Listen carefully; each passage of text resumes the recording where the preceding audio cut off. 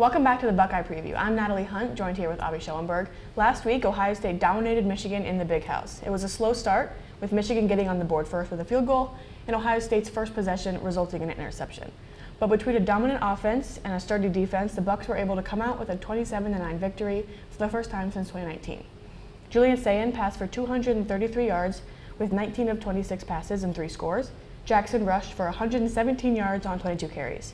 The defense held the Wolverines to 163 total yards of offense, no touchdowns, and just 63 total rushing yards. The one thing the Buckeyes did a very good job of in this game was basically being consistent, although in the end it was a 27-9 lopsided score. In the beginning, it was kind of a shock to the Buckeyes that they were down 6-0 very early. Obviously, as Natalie said, they had that early interception on the second play of that first drive, but they ended up rallying, coming back, and they will now play in the Big Ten Championship. Natalie, can you tell us a little more about that? Yeah, with that win, they secured their spot in the Big Ten Championship game in Indianapolis this weekend. They'll be playing against the number 2 Indiana Hoosiers. It is the first time that the Big Ten Championship has been between a number 1 and a number 2 team.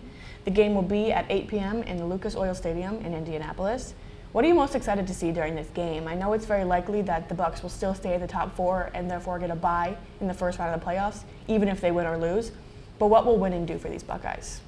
Surely a win over the number 2 team in a country is a statement win for the Buckeyes, but both of these teams have a lot of firepower. I mean, if you're looking at Indiana, they have the best strength of record in the country, and overall they've been very dominant throughout the season. They haven't had much of a close game other than that Oregon game and the Iowa game and the Penn State game, obviously those being very tough opponents on the road. So for Indiana going into this game with a lot of confidence, they will also have a little bit of a home advantage being in Indianapolis, but still both of these teams will come out firing on all cylinders and it'll be a great game.